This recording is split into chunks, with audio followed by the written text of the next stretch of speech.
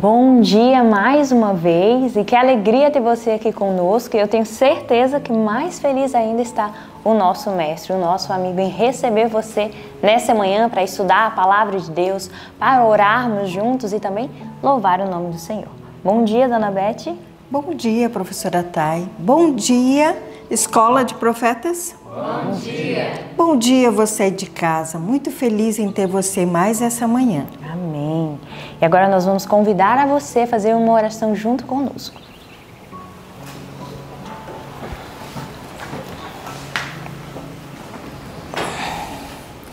Oremos. Querido Deus e Pai, nós queremos agradecer ao Senhor por essa manhã tão maravilhosa, Pai. Quero pedir ao Senhor que o Senhor dirija os nossos pensamentos, ó Pai, e que eles sejam seus. E que o Senhor também possa alcançar o coração daqueles que têm acompanhado esse vídeo aqui, dando a ele tudo aquilo que eles necessitam em Ti, Senhor. Amém. Conduz o nosso dia, que seja de paz e alegria, que sejamos uma bênção ao nosso próximo, Pai. E que a palavra, ao estudarmos ela, os louvores, as orações, ó Pai, possa nos elevar a Ti, Pai.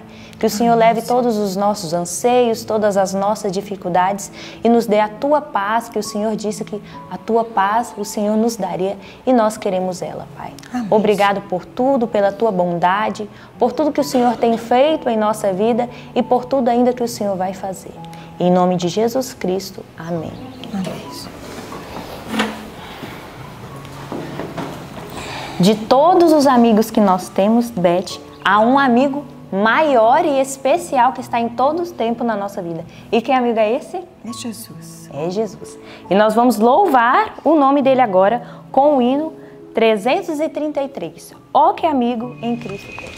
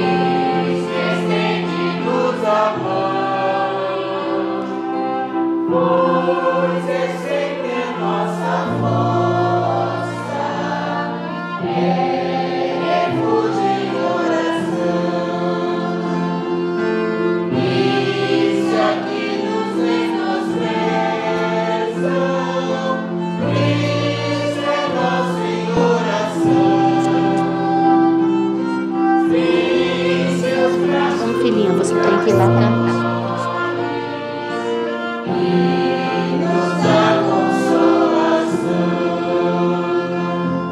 Amém. E que bom é louvar o nosso grande amigo, não é mesmo? Sim, com certeza. E agora um grande momento para cada manhã, né? Vai chegar uma época em que nós não vamos ter mais a Bíblia, né, professora? Isso mesmo. E por isso nós gravamos todos os dias a palavra de Deus, para que quando chegar essa época você tenha esse consolo, você possa se defender também. Então vamos falar o nosso verso de hoje? que está em 1 Coríntios 3, do 10 ao 13. Vamos no 3? 1, 2, 3. 1 Coríntios 3, do 10 ao 13. Segundo a graça de Deus que me foi dada, pus eu como sábio arquiteto o fundamento, e outro edifica sobre ele. Mas veja cada um como edifica sobre ele. Porque ninguém pode pôr outro fundamento além do que já está posto, o qual é Jesus Cristo. E se alguém sobre este fundamento formar um edifício de ouro, prata, pedras preciosas, madeira, feno, palha, a obra de cada um se manifestará. Na verdade, o dia declarará, porque pelo fogo será descoberta, e o fogo provará qual seja a obra de cada um. 1 Coríntios 3, do 10 ao 13. 1 Coríntios 3, do 10 ao 13. Segundo a graça de Deus que me foi dada, pus eu como um sábio arquiteto o fundamento, e outro edifica sobre ele. Mas veja cada um como edifica sobre ele, porque ninguém pode pôr outro fundamento além do que já está posto, o qual é Jesus Cristo. E se alguém sobre este fundamento formar um edifício de ouro, prata, pedras preciosas, madeira, feno, palha, a obra de cada um se manifestará. Na verdade, o dia declarará, porque pelo fogo será descoberto, e o fogo provará qual seja a obra de cada um. 1 Coríntios 3, do 10 ao 13. 1 Coríntios 3, do 10 ao 13. Segundo a graça de Deus que me foi dada, pus eu como sábio arquiteto o fundamento, e outro edifica sobre ele. Mas veja cada um como edifica sobre ele, porque ninguém pode pôr outro fundamento além do que já está posto, o qual é Jesus Cristo. E se alguém sobre este fundamento formar um edifício de ouro, pratas, pedras preciosas, madeira, feno, palha, a obra de cada um se manifestará. Na verdade, o dia declarará, porque pelo fogo será descoberto, e o fogo provará qual seja a obra de cada um. 1 Coríntios 3, do 10 ao 13. Amém. E fique agora com a palavra do Senhor, que o Senhor Jesus Cristo te abençoe e te dê um dia maravilhoso. E eu sei que o Senhor Jesus Cristo tem esse dia para te dar hoje. Um bom dia para você. Amém. Olá, queridos, bom dia para vocês. Bendito seja o nome do Senhor. Vamos orar juntos? Vamos cair de joelhos diante do Senhor dos Exércitos e buscar a presença dEle, a orientação dEle, a inspiração celeste para entender o que a palavra de Deus diz? Vamos ajoelhar. Santo Deus e amado Pai, nós louvamos o Teu nome pela chance que temos de fazer dar certo esse momento especial de busca da Tua presença. Eu sei que a Tua palavra, Pai, ela fez o mundo, há poder na Tua palavra. Assim como o Senhor, ao falar, tudo apareceu, a Tua palavra em nós tem o mesmo objetivo, faz nascer, Senhor, faz reviver. E eu te peço isso para essas pessoas que estão ouvindo, em nome de Jesus e para nós aqui também. Amém, Senhor. Amém. Muito bem, nosso ano bíblico de hoje fala de Ezequiel 17, onde o Senhor Deus, na sua misericórdia, fala sobre 2 águias e uma videira, uma parábola que o Senhor Deus trouxe para o povo de Israel, para mostrar o quanto o Senhor abateria e faria com que a sua vontade acontecesse junto ao povo de Israel. Quando você está lendo a Bíblia, você já percebeu que às vezes você coloca o nome de alguém, coloca algum acontecimento escrito em algum verso que combina com aquela situação? O seu desejo é que aquilo, ou que de alguma forma te faz lembrar o que você está lendo de certa pessoa, de certo acontecimento, e então você fica pensando, como é que eu vou fazer isso dar certo? Como é que essas coisas Deus pode trabalhar para tornar tão boas quanto a Bíblia está falando? Pois o Senhor Deus agiu assim, muitas vezes ao chamar o profeta. Ele pediu que o profeta fizesse a alegoria parecida com a situação que estava acontecendo com o povo, para que o povo pudesse entender. Você percebe um Deus de amor, de misericórdia, trazendo um povo para entender como é que funcionaria as situações de acordo com uma parábola que ele trouxesse. Assim é Deus, em seu amor e cuidado para conosco, tentando fazer a gente compreender as coisas segundo o cuidado dele para com a nossa mente, que é tão limitada.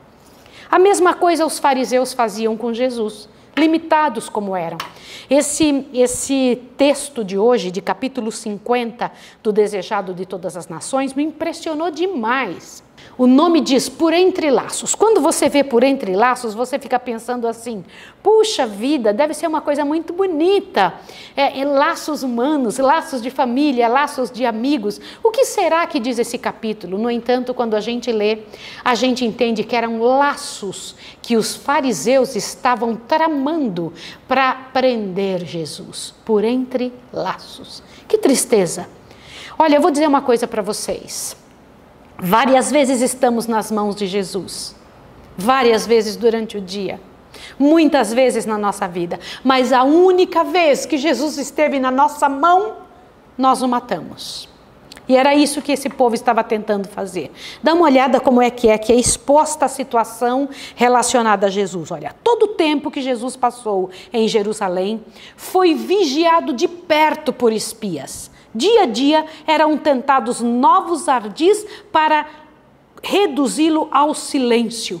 Procuravam qualquer coisa para enlaçar Jesus. Ficavam indo atrás para encontrar algum detalhe e tentavam judiar Jesus. Pequenos atos eram torcidos para que encontrassem um motivo que os levassem a matar Jesus, escondendo a inveja e o ódio que possuíam. Agora vejam essa situação. Você sabe por que os fariseus não entendiam os ensinos de Jesus? Eu tenho pensado em algumas coisas e eu sei que é o Espírito de Deus que tem me levado a pensar e tenho chegado a uma conclusão. Abre bem seu ouvido para o que eu vou lhe dizer.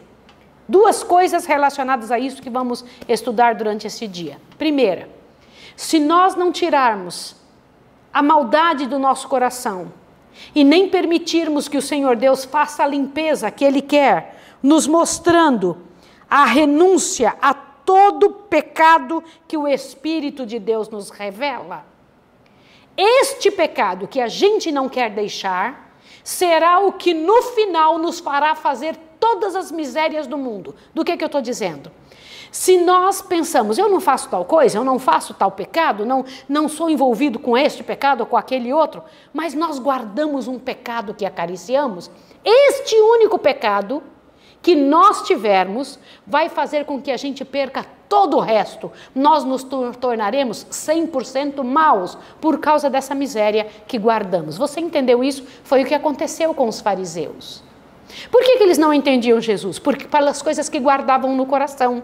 Eles guardavam uma raiva, uma ansiedade, um ódio, e eles precisavam tirar isso da vida. A necessidade era tirar do coração as misérias que possuíam. Olha só o que o Senhor Deus diz aqui. Aos que assim se entregam a Deus, tendo sincero desejo de conhecer e fazer-lhe a vontade, a verdade se revela como poder divino para a salvação. Estes serão capazes de distinguir entre o que fala por Deus e o que fala por si mesmo. Os fariseus não puseram sua vontade ao lado da vontade divina. Não buscavam conhecer a verdade, mas procuravam uma desculpa para a ela se esquivar. Cristo mostrou que era por isso que eles não entendiam-lhes os ensinos. Você pode imaginar um negócio desse?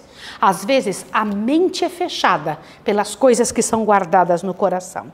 E então, Jesus pegava e tentava explicar isso para eles. Olha, eu não falo palavras de mim mesmo, mas daquele que me enviou. E aí eles olhavam e começaram a perceber que o grupo de pessoas ao redor estavam prestando atenção em Jesus e bebiam aquilo que Jesus trazia para eles, aquela água viva. E aí os fariseus começaram a ter mais ódio ainda e imaginaram um jeito de matar Jesus. E então Jesus, para provar que lhes lia o coração, que estava lendo o que estava no coração, virou para eles e disse o seguinte: vocês dizem que guardam a lei de Moisés, mas por que procuram matar-me? Eles ficaram loucos de vergonha e viraram e disseram: quem é que te disse que alguém aqui quer matar-te? Tens demônio?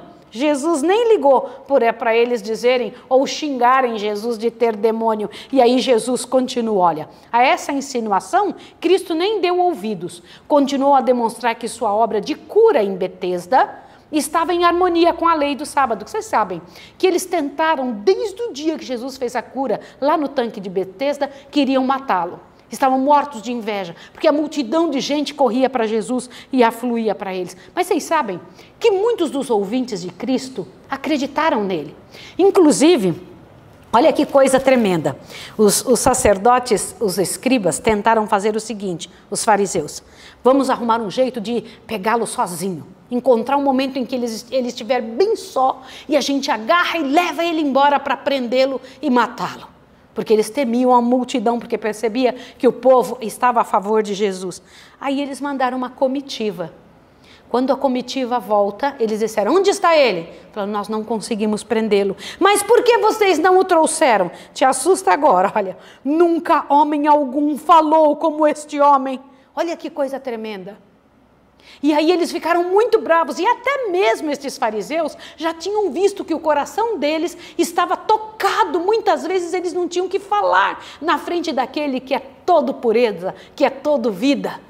Mas eles afastavam rapidinho aquela sensação de amor por Jesus e voltavam ao ódio que tinham antes. Que coisa feia, né? E a maneira como Deus mostrou para a senhora White é o seguinte, ó: mas sufocaram a convicção do Espírito Santo e agora, enfurecidos por serem os próprios instrumentos da lei, influenciados pelo odiado Galileu, exclamaram: também vós fostes enganados? Olha que situação.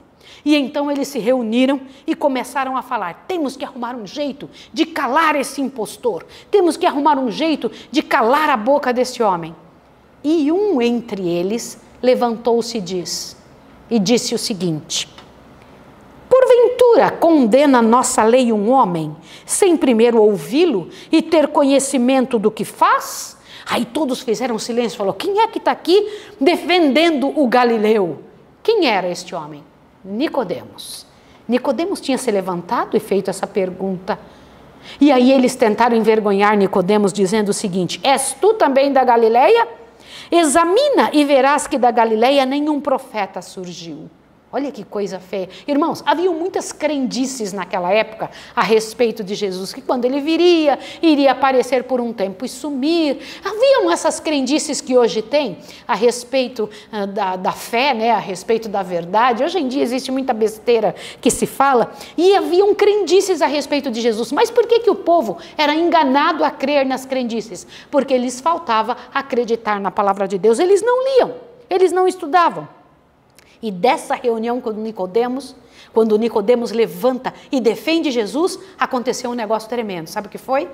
Eles cessaram, ficaram envergonhados, porque Nicodemos, um deles, estava defendendo Jesus. Jesus saiu dali e foi para um monte orar, lá no Monte das Oliveiras. Da agitação do burburinho da cidade, das turbas ansiosas e dos rabinos traidores, desviou-se Jesus para o sossego do olival, onde podia encontrar-se a sós com Deus. Que coisa bonita, né? E de manhã cedo, porém, regressou ao templo, e reunindo-se-lhe o povo em volta, sentou-se e pôs-se a ensiná-los. Então aconteceu um dos negócios mais interessantes. Você quer saber o que houve? Eu gosto muito dessa parte. Enquanto Jesus estava ali, um grupo de homens, desses que estavam tentando armar e pegar Jesus em algum erro, uma armadilha estava formada por Jesus, trouxeram arrastando uma mulher para onde Jesus estava sentado ensinando. E jogaram a pobre vítima na frente de Jesus e disseram: Senhor, na lei de Moisés, diz que quando uma mulher é apanhada em adultério, nós devemos apedrejá-la. E tu, o que dizes? Jesus olhou para eles, lendo-lhes as intenções. Que coisa tremenda! E o coração, sabendo tudo a respeito de seu passado e futuro, agachou, olhou a pobre vítima, olhou nos olhos de todas as pessoas, e eu fico imaginando aquele olhar de Jesus, olhar nos olhos da pobre vítima, olhando nos olhos daqueles que a trouxeram e do povo ao redor, e começou a escrever na terra. E ao escrever na terra, eu imagino as pessoas: esse cara endoidou? Deixa eu ver o que ele está escrevendo. Irmãos, que tremendo! Jesus estava escrevendo os pecados de cada uma daquelas pessoas. E a mulher parada olhando, pensando: que hora vão vir as pedradas? Que momento que vão me matar? Puxa, o meu último momento. Porque imagine, eram homens poderosos que estavam ali com braços fortes trazendo aquela mulher. E escrevendo no chão. Agora te assusta. Cada um que lia e segurando a pedra na mão, saía de fininho e começou a sair a partir dos mais velhos e indo embora. Porque Jesus tinha escrito ali os pecados deles, de cada um, e o que lia sabia que era sobre ele que estava sendo escritos os pecados, e não somente isso, eles próprios tinham deitado com a mulher. Porque olha, deixa eu te comentar uma coisa, se pegaram ela em adultério, naturalmente ela estava com um homem, estava com mais alguém. Por que ela tinha sido trazida sozinha? Por que era só ela que estava sendo condenada? Me diga, isso é coisa muito séria. Irmãos, que coisa horrível. E então só ficou Jesus e a mulher. Que posição privilegiada agora estava essa mulher, sozinha com o Salvador e seu pecado. Estar na presença de Jesus sozinha, sem ninguém para acusar, foi a situação desta mulher. E ele pergunta para ela: onde estão os teus acusadores? Aonde estão eles? Aonde estão aqueles que te acusavam? Não ficou nenhum, Senhor. E eu acho que ela ficava esperando: e agora, o que ele vai dizer? Então ele diz: eu também não te condeno. Vai e não peques mais. Que coisa bonita! Eu toda vez que leio isso, eu fico imaginando como é bom ter Jesus, como é bom estar na presença dele, que coisa gloriosa poder estar junto com o Salvador do universo, com as nossas dificuldades, as nossas culpas, porque é assim que ele age. Você já percebeu que antes de Jesus pedir alguma coisa, ele mesmo faz? Olha, ele antes de pedir, vai e não peques mais, ele disse a parte dele: eu também não te condeno. Sempre Jesus faz a parte dele primeiro, antes de pedir ao ser humano que faça a dele. Olha o que mais que Jesus diz aqui, olha. Em seu ato de perdoar essa mulher e animá-la a viver vida melhor, resplandece na beleza da perfeita justiça o caráter de Jesus. Conquanto não use de paliativos com o pecado, nem diminua o sentimento da culpa, procura não condenar, mas salvar. O mundo não tinha senão desprezo e zombaria para essa transviada mulher. Mas Jesus profere palavras de conforto e esperança. O inocente se compadece da fraqueza da pecadora e estende-lhe a mão pronta a ajudar, ao passo que os hipócritas denunciam e Jesus lhe recomenda. Ao passo que os fariseus hipócritas denunciam, Jesus lhe recomenda: vai-te e não peques mais. Que coisa bonita, né? Que atitude diferente é de Jesus para com as dos fariseus. Eu não quero agir como os fariseus, eu não quero viver assim. Agora olhe, Não é seguidor de Cristo aquele que, desviando os olhos, se afasta do transviado, deixando-o sem advertência prosseguir em sua degradante carreira. Não podemos deixar as pessoas em pecado. Não podemos fingir que não estamos vendo. Agora veja, os que são mais prontos a acusar os outros e zelosos em os levar à justiça, são frequentemente em sua própria vida mais culpados do que eles. Os homens aborrecem o pecador, ao passo que amam o pecado. Cristo aborrece o pecado, mas ama o pecador. Será esse espírito de todos quantos seguem: Senhor, eu quero isso para a minha vida, eu quero isso para a minha história, você quer isso para você? Olha o que mais. O amor cristão é tardio em censurar, pronto a perceber o arrependimento, pronto a perdoar, a animar, a pôr o transviado na vereda da santidade e a nela firmar-lhes os pés. Glória ao nome do Senhor. Que nossa vida não seja para buscar um meio de atrapalhar a obra de Cristo. Que nosso coração tenha capacidade para buscá-lo, para ajudar as pessoas que Ele ama. Na verdade, tudo que fazemos ao menor, estamos fazendo ao Senhor. Vamos pedir a Deus que faça isso conosco? Você quer orar agora comigo e pedindo ao Senhor que nos ajude? Vamos lá. Vamos orar. Querido Deus e amado Pai, que momento terrível foi que Jesus passou aqui entre nós. Eu quero te pedir em nome de Jesus, que o Senhor nos ajude a agir diferente. O Senhor disse que quando fazemos a um destes pequeninos, é a Jesus que estamos fazendo. Ajuda-nos a tratar Jesus diferente agora. Dá-nos um coração bom, dá-nos sentimentos bons. Ensina-nos a viver a verdadeira religião, Senhor. Não nos permita ter um coração de fariseu. Não nos permita ter um coração daqueles que buscavam e tramavam e que eram usados por Satanás para desajustar de alguma forma. Ajuda-nos, ó Pai, ensina-nos, fortalece-nos na glória e na misericórdia de Jesus. Em Tuas mãos nós nos entregamos, em nome de Cristo. Amém. Que o Senhor abençoe você e até amanhã.